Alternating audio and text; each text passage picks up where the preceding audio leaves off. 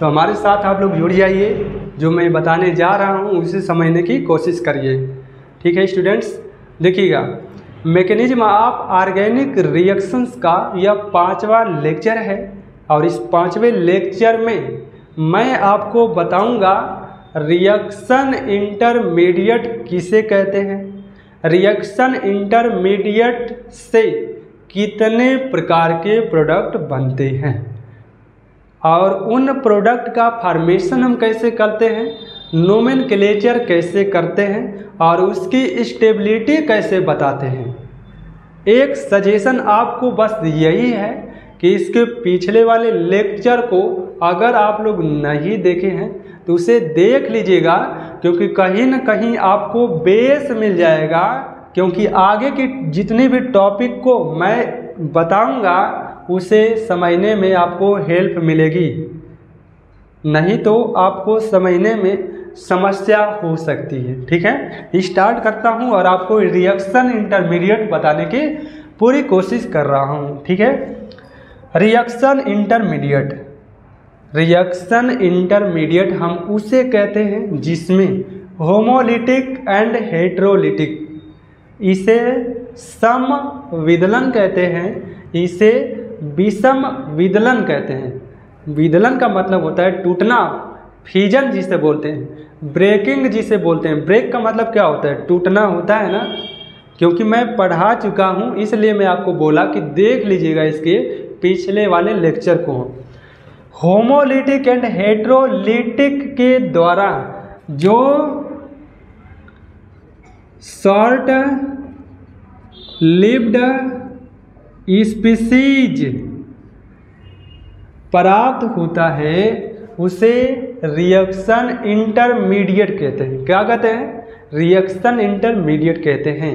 देख लीजिएगा एक बार और, होमोलिटिक या हेट्रोलिटिक फ्यूजन के द्वारा जो शॉर्ट लिव्ड स्पीसीज प्राप्त होता है उसे हम रिएक्शन इंटरमीडिएट कहते हैं। फॉर एग्जाम्पल, जैसे for example CH3 single bond CH2 CH double bond CH2, यह कोई कंपाउंड है।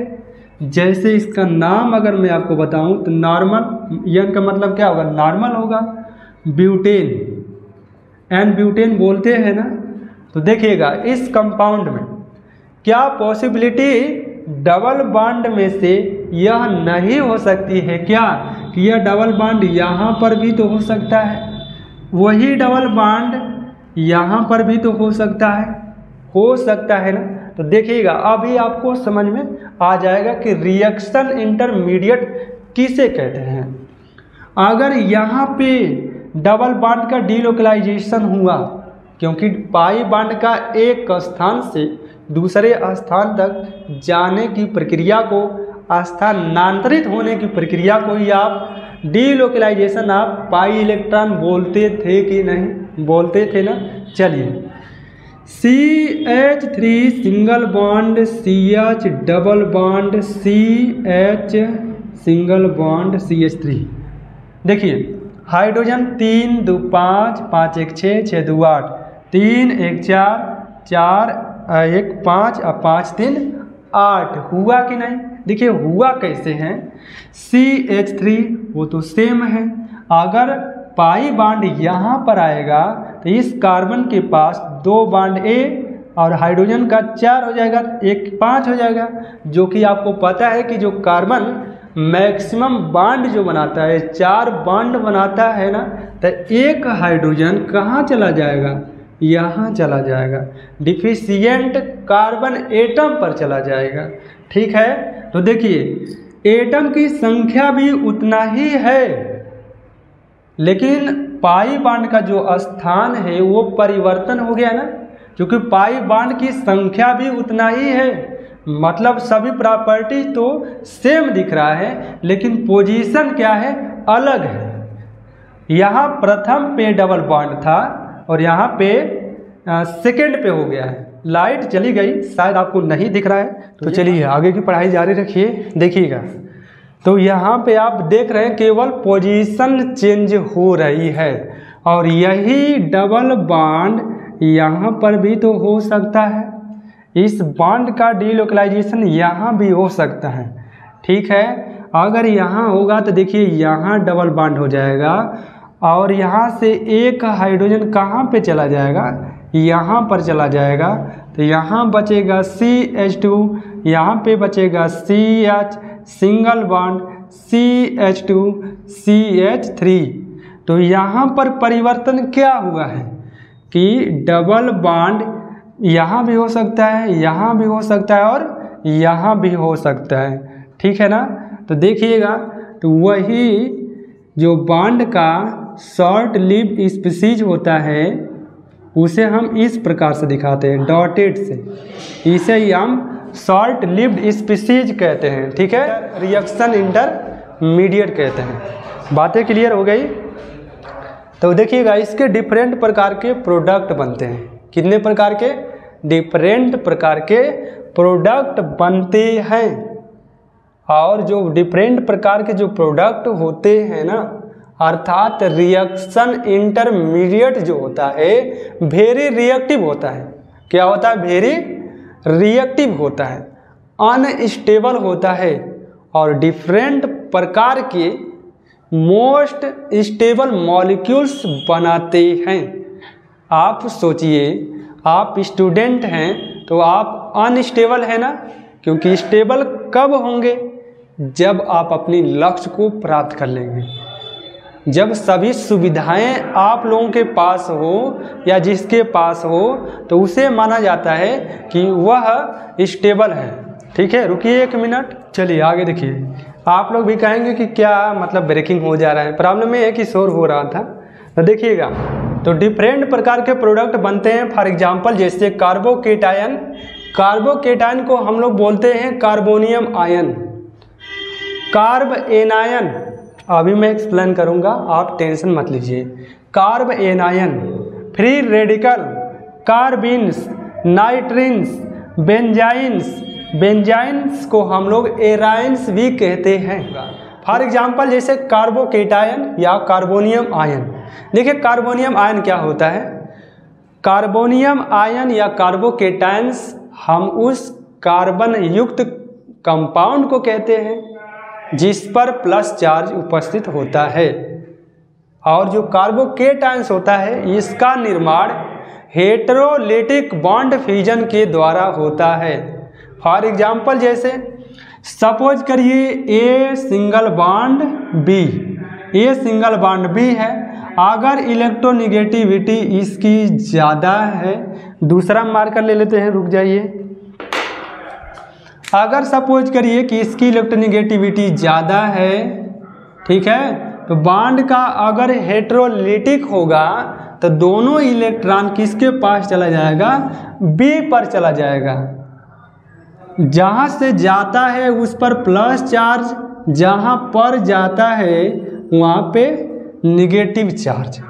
फॉर एग्जांपल जैसे देखिएगा, जैसे CH4 कोई मॉलिक्यूल्स है जिसे आप मीथेन बोलते हैं, इसमें से एक हाइड्रोजन हटा करके कोई हैलाइड ग्रुप जैसे फ्लोरीन, क्लोरीन, ब्रोमीन, आयोडीन लगा देते हैं। देखिएगा यहाँ पे मान लीजिए क्लोरीन, और आपको पता है कि जो इलेक्ट्रोनिगेटिविटी एटम होते हैं इलेक्ट्रॉन को खींचने की टेंडेंसी ज़्यादा होती है उनके पास। तो अगर बॉन्ड का ब्रेक होगा, टूटेगा, चाहे हेटेरोलिटिक होगा, तो दोनों इलेक्ट्रॉन किसके पास चला जाएगा? Cl के पास। तो देखिएगा बॉन्ड में दोनों का इलेक्ट्रॉन जिसके पास जाता है उस पर निगेटिव चार्ज, और जहाँ से जाता है उस पर पॉजिटिव चार्ज। इसे ही आप बोलते हैं कार्बोकेटायन, कार्बोनियम आयन कहते हैं। बातें क्लियर हो गई। उसके बाद देखिएगा कार्बोकेटायंस के कार्बन एटम के आउटर सेल में टोटल इलेक्ट्रॉनों की संख्या 6 होती है। कितना होता है? 6 होता है। देखिए कैसे, कहने का मतलब कार्बन पे प्लस आ गया तो इसे आप कार्बोकेटायन कह रहे हैं। तो इसके वैलेंस शेल में टोटल इलेक्ट्रॉनों की जो संख्या होती है ना 6 होती है। कितना होता है? 6 होता है। देखिए कैसे भाई, ऑलरेडी पहले से इसके पास 4 इलेक्ट्रॉन थे, ठीक है। अगर बॉन्ड बना लिया चारों तो इसके पास ऑक्टेट मतलब 8 इलेक्ट्रॉन हो गए, लेकिन एक बॉन्ड टूटा और ये दोनों इलेक्ट्रॉन चला गया तो इसके पास देखिए एक बॉन्ड में 2 इलेक्ट्रॉन, तो 2 2 4 और 2 6, देखिए 6 इलेक्ट्रॉन होता है कि नहीं। लेकिन वहीं पे CH4 की बात करें तो इस कार्बन एटम पे कोई चार्ज नहीं है, अर्थात इसका ऑक्टेट कंप्लीट है अगर बॉन्ड बनाया है तो। देख रहे हैं कि नहीं देख रहे हैं? इसे ही आप बोलते हैं कार्बोकेटायंस। और कार्बोकेटायंस के नोमेनक्लेचर में अंत में जो सफिक्स लगाते हैं IUM लगाते हैं। क्या लगाते हैं? IUM लगाते हैं, ठीक है। फॉर एग्जाम्पल जैसे CH3 पे प्लस तो इसका नाम है मिथाइलियम। क्या होगा? मिथाइलियम। CH3CH2 पे प्लस इथाइलियम। भाई इसे आप एथिल कार्बोकेटायन भी बोल सकते हैं, इसे मेथिल कार्बोकेटायन भी बोल सकते हैं, कार्बोकेटायन भी बोल सकते हैं। जैसे यहाँ पे 1 2 3 एन प्रोपिल बोलेंगे कि नहीं, लेकिन कार्बोकेटायन आ गया तो प्रोपाइलियम कहेंगे, प्रोपाइलियम, ठीक है ना। प्रोपिल बोलते हैं कि नहीं, तो प्रोपाइलियम बोल सकते हैं, या प्रोपिल कार्बोकेटायन सीधा सीधा आप कह सकते हैं। करेक्टर की बात कर लेते हैं तो आपको मैं बता दूं कि जो कार्बोकेटायंस होते हैं उस पर क्या होता है? प्लस चार्ज होता है। और इसके आउटर सेल में टोटल इलेक्ट्रॉनों की संख्या कितनी होती है? 6 होती है। 6 होती है क्योंकि होना चाहिए था 8, लेकिन कमी है ना, 6 इलेक्ट्रॉन मतलब कमी है। जब कमी होती है तो लोग क्या होते हैं? अनस्टेबल होते हैं ना। स्टेबल होने के लिए क्या करते हैं? दौड़ भाग करते हैं। वैसे ही कंपाउंड क्या करेगा? रिएक्शन करेगा। इसलिए बोला जाता है कि ये जो होते हैं वेरी अनस्टेबल होते हैं और वेरी रिएक्टिव होते हैं, बहुत सक्रिय होते हैं अभिक्रिया करने के लिए, ठीक है। यह क्या होता है? डायामैग्नेटिक होता है। क्या होगा? डायामैग्नेटिक। डायामैग्नेटिक होता है, ठीक है, क्योंकि 6 इलेक्ट्रॉन और 6 इलेक्ट्रॉन को आप फिल करेंगे तो सिग्मा 1s 2 मतलब उसके अनुसार MOT के अनुसार क्या आएगा? डायमैग्नेटिक आएगा, ठीक है। यह अनस्टेबल होता है और वेरी रिएक्टिव होता है। उसके बाद कार्बोकेटायन जो होता है वो कहाँ पे अटैक करता है? जहाँ पे न्यूक्लियोफिलिक रिएजेंट होता है, क्योंकि प्लस है तो माइनस के पास ही जाएगा, माइनस पर ही अटैक करेगा और अटैक करके ऑक्टेट कंप्लीट कर लेगा। बातें समझ में आई? चलिए आगे देख लेते हैं। अब आगे फॉर्मेशन देखिएगा कैसे हम लोग कार्बोकेटायन का निर्माण करेंगे। तो देखिए फॉर एग्जांपल जैसे यह कोई क्या है? कंपाउंड है, ठीक है ना। तो सबसे पहले आपको रिएजेंट के फॉर्म में बनाना पड़ेगा, क्योंकि यहाँ पे देख रहे हैं यहाँ पे क्या है? इलेक्ट्रोफिलिक है, ठीक है ना। E+ जिसे आप बोलते हैं। इलेक्ट्रोफिलिक कहाँ पर अटैक करेगा? जहाँ पे निगेटिव चार्ज होगा। तो अगर यह इलेक्ट्रोफिलिक इस पर अटैक करेगा तो अटैक करने से पहले ही बॉन्ड का डिलोकलाइजेशन हो जाएगा, इधर उधर शिफ्ट हो जाएगा। तो अगर इसका शिफ्टिंग यहाँ पे करा रहे हैं तो देखिए इस पर निगेटिव चार्ज हो जाएगा, इस पर क्या हो जाएगा? Plus charge. तो ये ऑलरेडी प्लस है तो किसके पास जाएगा? माइनस के पास जाएगा। तो देखिए यहाँ पर बन जाएगा आपका C+ यानी कार्बोकेटायन, सिंगल बॉन्ड C, यहाँ पर हाइड्रोजन, उसके बाद 2 बॉन्ड। देख रहे हैं? इसको आप क्या बोलते हैं? 1 कार्बन 2 कार्बन, तो इसको आप बोलेंगे इथाइल कार्बोकेटायन। बात समझ रहे हैं कि नहीं? ठीक है। अब यहाँ पे देखिए कार्बोनिल ग्रुप है तो इसका डिलोकलाइजेशन कहाँ हो जाएगा? इस पर हो जाएगा। तो देखिए C सिंगल बॉन्ड O पे निगेटिव, यहाँ पे प्लस चार्ज। अब देखिए इसको आसानी हो जाएगी अटैक करने के लिए। यह कहाँ अटैक करेगा? यहाँ पर ही अटैक करेगा।